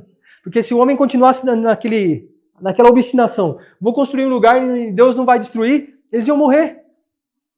Olha quantos quilômetros já estava, mais de 3 quilômetros de altura. O prédio mais alto que a gente conhece, o Califa lá do Burj Khalifa lá, é 1 quilômetro, quase 1 quilômetro. 800 e poucos metros. O Pablo Marçal quer fazer um prédio de 1 quilômetro aqui em São Paulo. Os caras construíram mais de 3 quilômetros de altura. Cadê? Quem que era o engenheiro? Como que os caras chegaram a 3 quilômetros? Cara, não, eu tô falando sério. Pensa 3 quilômetros de altura de um negócio. É absurdo, é uma construção assim que se fala, caramba, mano, eu tenho que fazer alguma coisa. Então Deus pega e fala assim, eu vou trocar a língua deles aqui para que ninguém se entenda. Agora fala para mim, foi o diabo que trocou a língua deles? Foi ou não? Não, foi Deus.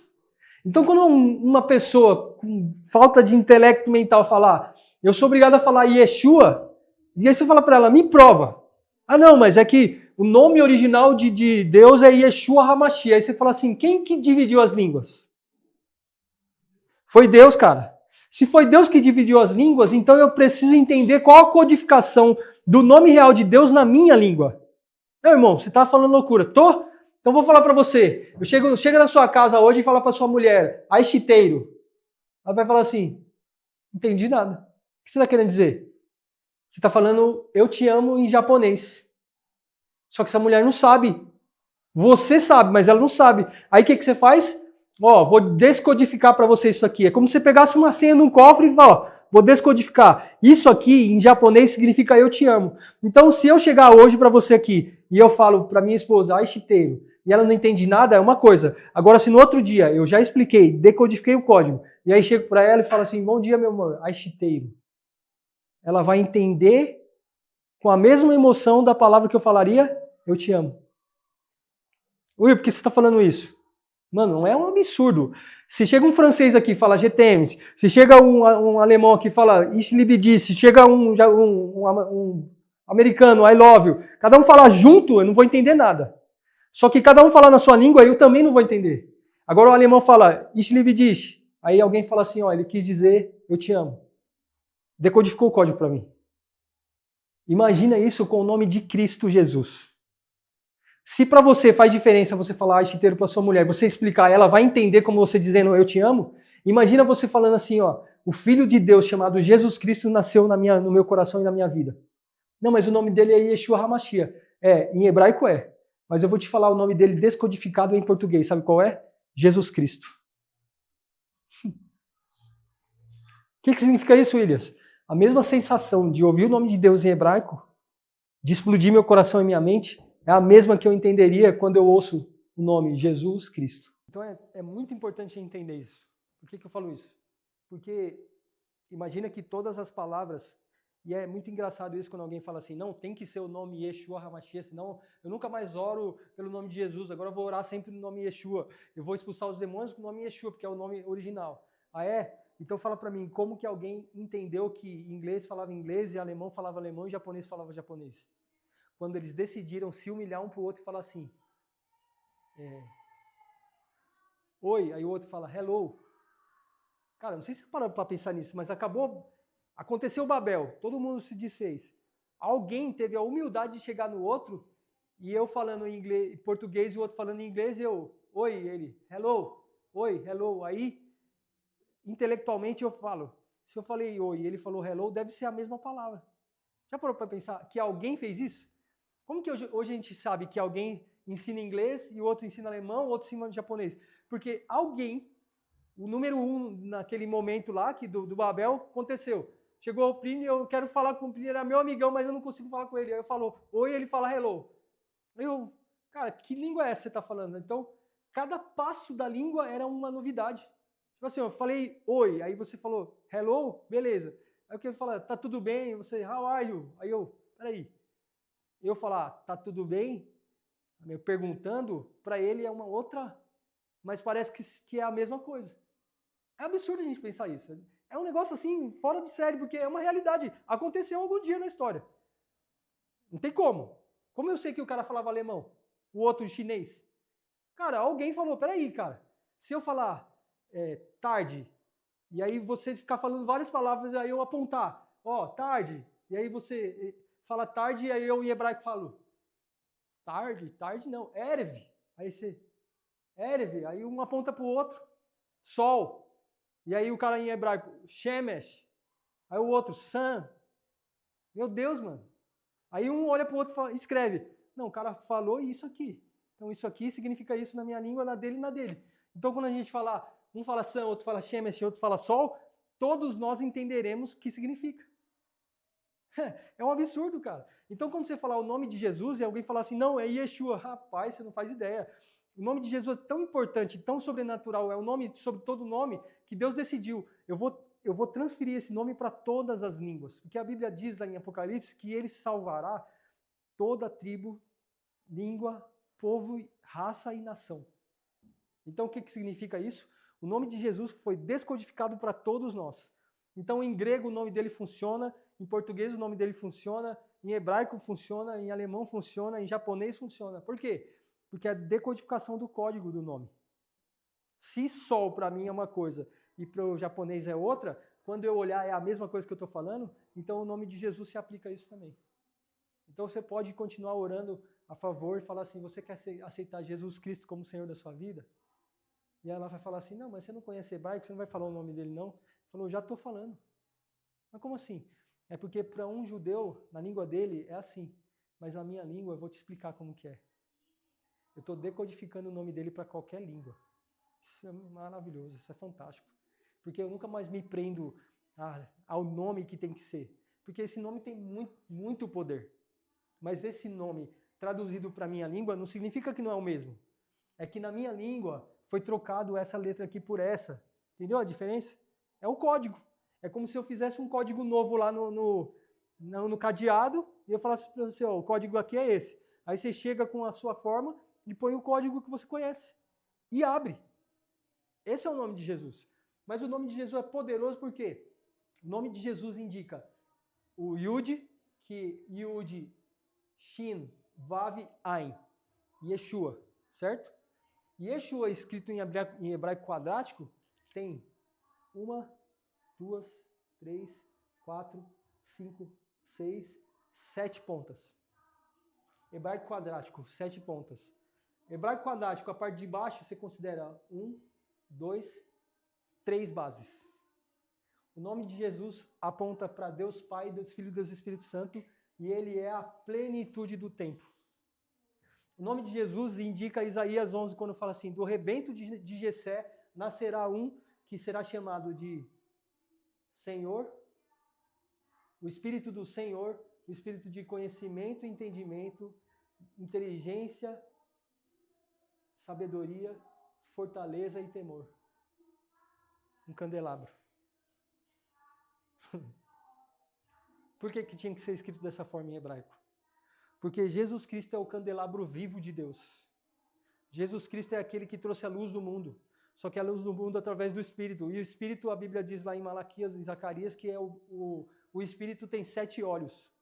E quando você fala de olhos, você fala de chama de fogo.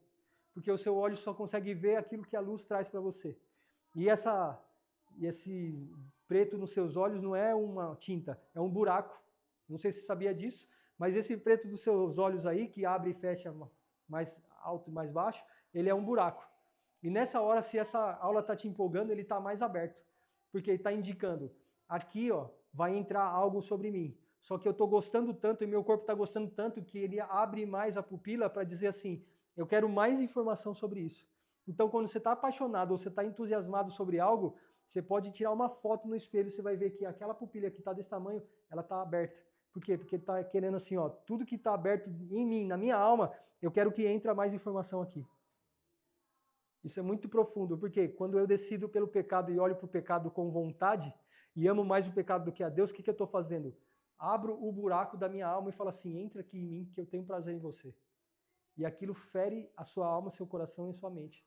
Por isso que Deus fala, guarda o teu coração para que nada, porque do coração procede as saídas da vida. Porque tudo que você deixa entrar no buraco da fonte, da visão, ele entra dentro do seu coração. Então faça o inverso. Deixe que saia de dentro do seu coração a luz de Cristo. Porque se você recebe a luz, qual que é o reflexo? Eu recebo luz, o que sai de dentro de mim? Luz. Não tem como sair outra coisa. Por isso que a Bíblia fala aqui, não tem como sair água doce e água salgada da mesma fonte. Por que que ainda sai? É a mesma coisa se você pegar um copo sujo e deixar água corrente chegando ali. Você vai ver que vai sair água limpa e água suja junto. Então, quando você vê alguém que está falando uma coisa que não deveria e falando coisa boa, não questione. Ore mais por essa pessoa. Por quê? Porque essa pessoa está sendo limpada. Ela está passando por um processo de santificação na vida dela. Por quê? Porque ainda sai água suja e água limpa. Então, sempre que você vê alguém falando algo que não deveria, depois falando coisa que abençoa, você olha para ela e age com amor, mas age com muito mais oração. Porque a oração é aquilo que esquenta. E aí vai borbulhando e vai gerando aquela água quente e vai tirando aquela água suja com a água limpa, água suja com a água limpa, até que vai sair só água limpa. Tanto é se a gente conhecesse cada um de nós, há alguns anos atrás, seria alguém que só tinha água suja e água limpa ou só água suja. E a partir de agora, quando para conversar com algum de vocês, é só água limpa. Por quê? Porque Deus transformou toda aquela sujeira que existia em nós, através da luz que nós deixamos que entrasse em nós, e a luz foi transformando a nossa vida a cada dia. E é por isso que a Bíblia nos diz que nós andaríamos de glória em glória. De glória em glória é de kavod em kavod. A gente conhece a palavra glória como Shekinah, só que essa palavra não existe na Bíblia. O que existe é a palavra kavod. E kavod é uma glória de eu pegar um peso. Se eu falar assim, ó, segura o kavod. O kavod seria um peso de glória. Então, se eu falo para você assim, ó, isso daí que você falou, Plínio, é sensacional. Mano, maravilhoso. O que eu estou fazendo com ele? Segura o peso da glória aí, do que você falou. Então, o que deveria acontecer com cada vez que você recebe um elogio ou alguém se sente transformado pelo poder da palavra, o que deveria acontecer é você receber aquela glória e segurar. Só que se a glória é de Deus, você vai tentar segurar uma pedra que tem toneladas, você consegue? Então o que você faria? Se prostra. Quando alguém decide te dar a glória, você se lembra disso. Glória é o peso. Então quando alguém fala assim, mano, que show essa aula que você deu. Pega aquele peso de glória que te deram e tenta segurar. Mano, vai ser muito mais difícil você ser orgulhoso. Porque você vai falar assim, realmente eu sou o cara. E por dentro você vai falar assim, que absurdo que eu tô falando. Agora quando você entende quem é Deus para você, e alguém fala assim, meu, foi uma bênção, essa aula transformou minha vida. Você pega aquilo lá e fala assim, glória a Deus. O que eu tô fazendo? Eu tô fazendo assim, esse peso é muito grande para mim. Eu vou dar para quem merece e quem consegue segurar. Glória a Deus. O peso da glória é toneladas, eu nunca conseguiria segurar. Então, quando alguém falar alguma coisa para você que faz sentido na vida dela, transformou a vida dela, você pega e fala assim, glória seja dada a Deus. O que eu estou fazendo? Esse peso é muito absurdo, eu não tenho como segurar. Se eu tentar segurar, eu vou morrer. Então eu pego esse peso e falo assim, Deus, isso aqui é para você. Porque você é o único digno e capaz de segurar essa glória. Por isso que a Bíblia fala que Deus não divide a glória dele com ninguém. Quando fala assim, Deus não divide a glória com ninguém, é porque alguém pode receber a maior glória da vida. E ele fala assim, não, realmente eu sou bom. Cara, você vai ter que ir para casa carregando aquela pedra. E essa pedra é pesada demais para você carregar. Então todas as vezes que você fizer uma coisa boa, todas as vezes que Deus te der um louvor que pode impactar nações, recebe aí. Todas as vezes que Deus te der uma aula que vai transformar a vida de alguém, e alguém fala assim, mano, que aula? Você fala assim, glória seja dada a Deus. Por quê? Porque todo esse peso eu não consigo carregar. Eu nunca vou conseguir carregar. Então, sempre a glória será para Ele. A honra será para Ele. Porque o único que é capaz de carregar esse peso todo é o Rei dos Reis, Senhor dos Senhores. Porque Ele foi capaz de ser o primeiro. E Ele foi capaz de ser o último. Não tem outro igual a Ele. Então, Yeshua HaMashiach é aquele que é o Cristo, o Senhor ungido, que é a plenitude dos tempos. E quando eu falo que Ele é a plenitude dos tempos, é para você nunca mais esquecer. Que depois de domingo tem segunda, terça, quarta, quinta, sexta, sábado. Me fala se tem outro dia. Não existe. É sempre um ciclo de 7. E a Bíblia diz que depois do 7 é o número 8. O número 8 significa o número do renovo. Quando a Bíblia diz em Isaías 11 que ele é o renovo, do tronco de Jessé nasceria o renovo, a palavra lá é Netzer. Por isso que Jesus, o Nazareno, Jesus tinha que nascer em Belém e viver em Nazaré. Por quê? Porque Nazaré significa Netzer, e Netzer significa tronco e renovo. Aquele tronquinho novinho que está nascendo alguma coisa, aquele rebento, começa a nascer aquela folhinha, aquilo significa Netzer em hebraico. E vem da raiz da palavra Nazaré. Então Jesus nasceu em Belém, porque é a casa do pão, Beit Lehem, casa do pão, ele tinha que nascer lá. Mas ele viveu aonde? Ele viveu em Nazaré, porque Nazaré foi onde ele cresceu. É muito absurdo esse Deus. É muito absurdo. Para a gente finalizar, Yeshua não é qualquer um, porque ele é Yeshua HaMashiach. E quando eu falo aqui do número 7, estou falando dos dias que a gente conhece, os dias da semana, e estou falando das notas musicais. Por quê? Porque se considera do, ré, mi, fá, sol, lá, si, depois não tem outra. Sempre renova o 7 de novo. Sempre renova. Estou falando também das cores que você vê quando você faz um prisma lá numa gota de água, você vai ver 7 cores. Não é que não tenha mais. A partir dessa você consegue fazer várias nuances de outras milhões de cores. Só que tem as cores primárias e as cores que formam até 7 no máximo. Quando você vê no arco-íris, você não vê mais de 7. E isso é incrível porque os cientistas foram tentar estudar e olhar. Depois da cor vermelha, a gente acha o quê? Vamos ver se a gente acha outra cor? Não acha, acha o infravermelho. Depois da cor roxa, a violeta, a gente acha qual cor? Ultravioleta. Então o que eles entenderam? Cara, existe um ponto na história aqui que a gente não consegue mudar. Depois do vermelho é só infravermelho. E depois do violeta é só ultravioleta.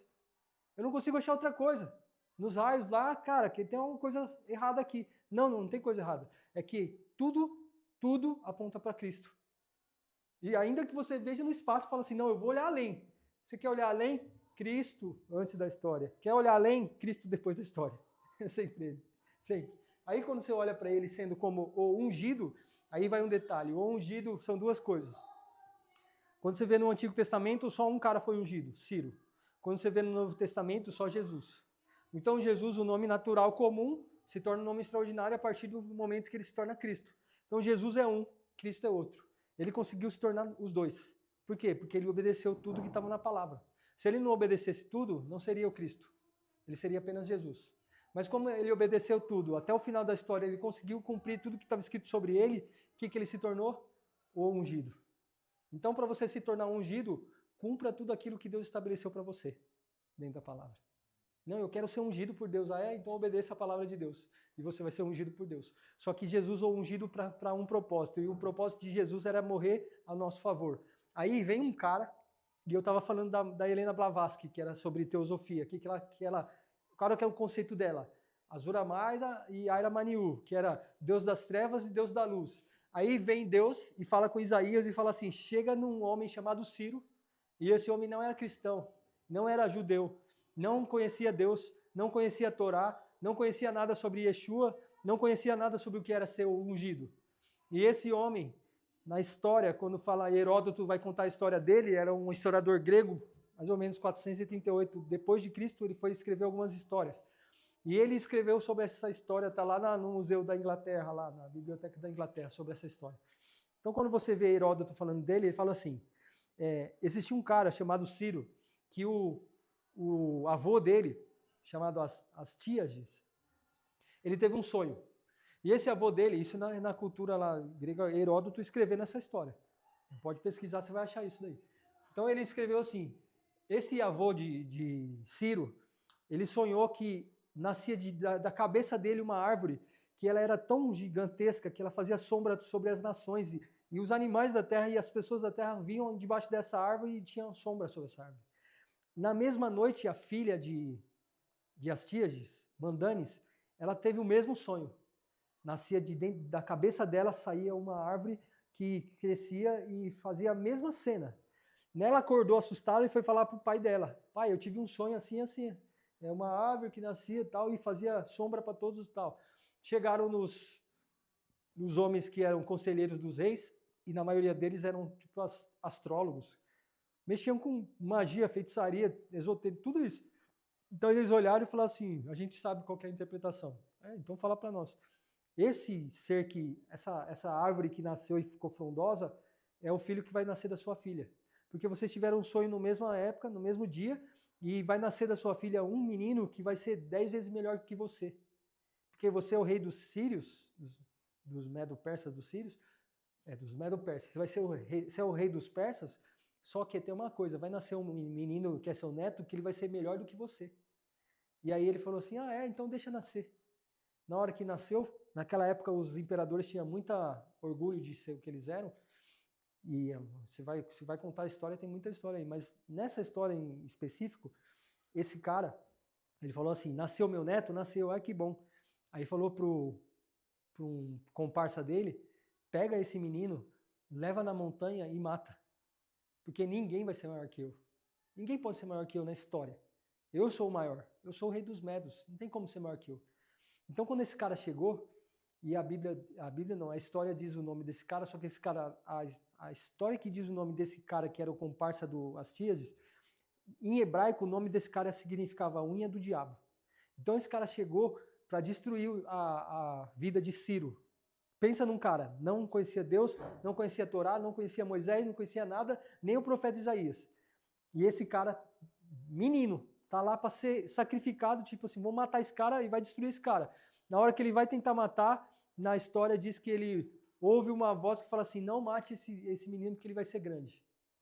Ele toma um susto, que voz que é essa? Quem está falando comigo? Não sei quem está falando comigo. Ele toma um susto e fala assim, vou fazer o seguinte, vou esconder ele em alguma tribozinha aqui, falar assim, cuida desse menino e vou falar que deu um fim nele. Aí na história ele faz isso, volta para lá, o avô de Ciro fala assim, e aí, deu um fim no menino? Dei, tá tranquilo, tá tudo bem. Só que não, ele não tinha feito isso. Aí o menino cresce.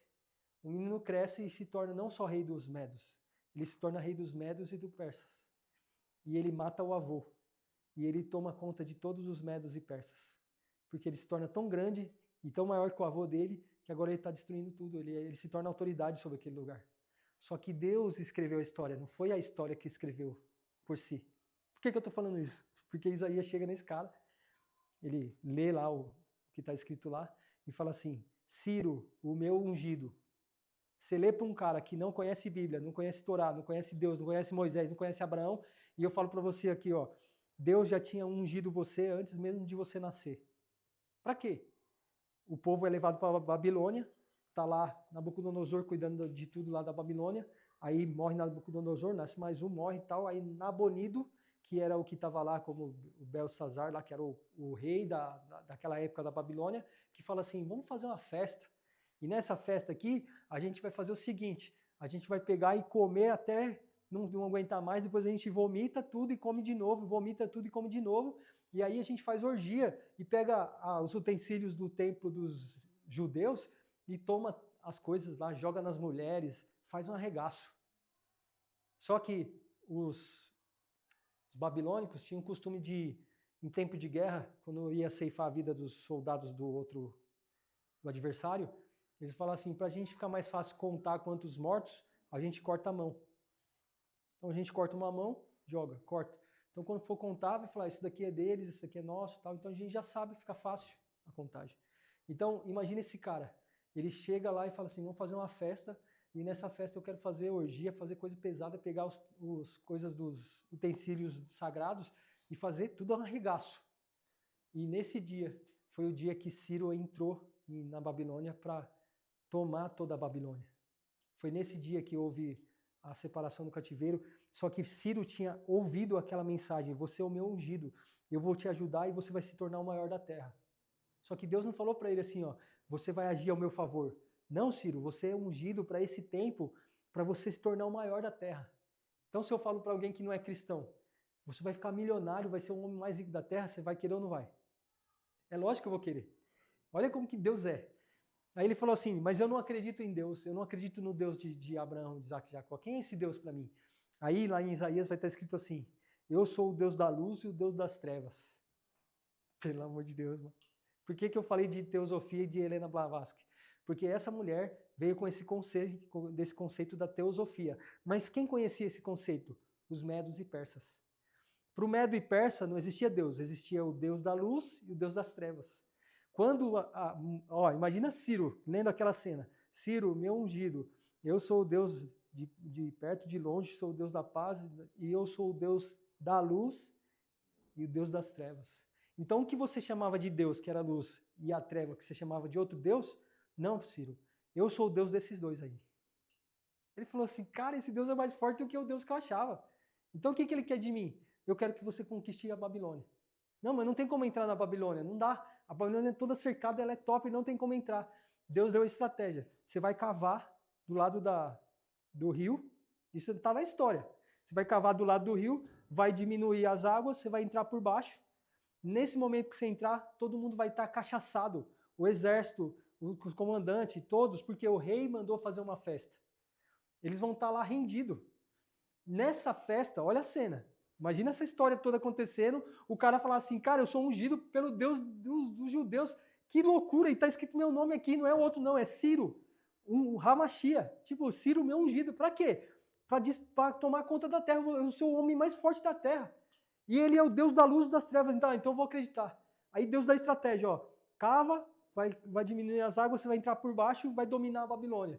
E aí nesse dia, eles tomando cachaça lá, fazendo uma par de coisa, uma orgia, aí eles estavam bebaço, eles veem uma mão escrevendo Mene, Mene, Tekel, Farsi. Provado fosse achado em falta. Ninguém sabia decifrar aquela mão misteriosa. Por que uma mão, tipo família Adams? Por que uma mão? Porque eles tinham o costume de pegar os soldados, quando era para destruir na guerra, tirar a mão e contar, ó, só mais um. O que Deus estava provando? Em vida, eu já dei o juízo para vocês. Se para vocês o juízo de alguém que é contra vocês e está derrotado é cortar a mão, então eu venho com uma mão. E provo para vocês que quem está derrotado é vocês e não eu. E fala assim, provado fosse achado em falta. E hoje mesmo vai cair o seu reino. Então naquele momento ele fica assustado, não tem ninguém para traduzir isso daqui. Ah, não tem? Sempre tem alguém que não se contamina com os manjares do rei. Durante toda a história vai se levantar alguém. Se na sua casa não se levantou alguém, sempre existe alguém na terra que está decidido a andar em pureza de coração e quebrantado. Então Deus, eles olham e falam assim, não tem ninguém. Aí ele lembra, tem um, Daniel. Daniel, Deus é o meu juiz. Deus e Dan, juiz. Daniel, Deus é o meu juiz. Chama Daniel que ele vai lá e decifra. Quando chega Daniel lá, ele olha aquela cena, Deus dá o código. Mene, mene, tekel, parsim, ó. Você foi provado, foi colocado na balança e fosse achado em falta. E aí ele fala assim, provado fosse na balança e fosse achado em falta. Quando ele fala isso, ele fala para o rei, rei, não queria te falar isso não, mas hoje mesmo vai ser tirado do seu reino. Tipo, o rei tá bêbado. Os soldados tudo bêbado. Na hora que Daniel fala isso, chega Ciro, os medo-persas, regaçando com tudo. Como que vai dar conta? Um monte de soldado bêbado, rei bêbado, todo mundo bêbado, para dar conta com um exército que ouviu do próprio Deus falando, você é o meu ungido. O cara dominador dos medos e persas. O cara arregaçando. Ele arregaçou com a Babilônia, tomou tudo a Babilônia. E por que Deus fez isso na história? Quando o cara entendeu e falou assim, sai matando todo mundo, aí olha para Daniel e fala assim, vou te matar também. Ele falou, mas o que eu fiz? Ele, quem é você? Eu falei, eu sou judeu. Pelo amor de Deus, né? Você é o Deus, você faz parte daquele povo lá que eu sou ungido por esse Deus aí? Eu faço. Então, todo mundo que é desse povo aqui, ó, não vou matar ninguém desse povo. Mano, Ciro não matou nenhum judeu, nenhum. Ele matou o pessoal da Babilônia, aquele povo lá, e os judeus estavam ali naquela cena falando, não, a gente está no cativeiro. Aí Daniel faz o quê? Pelas contagens que eu fiz aqui, já deu 70 anos. Ciro, tá na hora de vocês ir embora? Pega suas coisas, eu vou ajudar vocês para vocês ir embora, para reconstruir tudo que vocês precisam. Deus está em toda a história, o tempo todo construindo a história. Se você não quiser fazer parte da história de Deus, mano, acabou para você. Só vai ser um nome que vai passar e nem vai ser conhecido. Agora, se você quiser estar dentro da história de Deus, meu Deus, mano, ele faz as coisas acontecer e você, por favor, ele te coloca na história.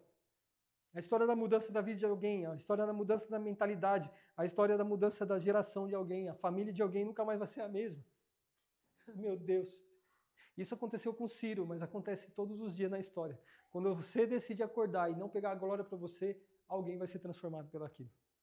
Então, quando a gente pensar no nome Yeshua HaMashiach, a gente lembra. É Yeshua porque tinha que ser esse nome. Por quê? Porque Yeshua significa o quê? Aquele que trabalha em nosso favor, porque o Yud significa esse formato aqui, mas é como se fosse as duas mãos. Então, é alguém que está usando a mão, o braço todo, para transformar alguma coisa. Então, o que é Yeshua? Yeshua é aquele que trabalha em meu favor. O Shin significa dente, ou triturar alguma coisa. Então, ele é aquele que trabalha em meu favor, que veio para esmagar tudo aquilo que não é bom, tudo aquilo que é contra Deus, tudo aquilo que não é a favor de Deus. Ele veio destruir o que é mal.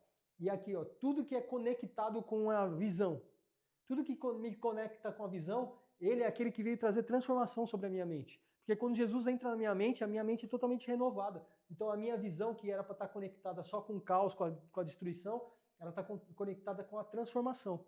Então, ó, ele transforma a minha vida através de tudo aquilo que destrói e é conectado com a visão. Esse é o nome de Jesus.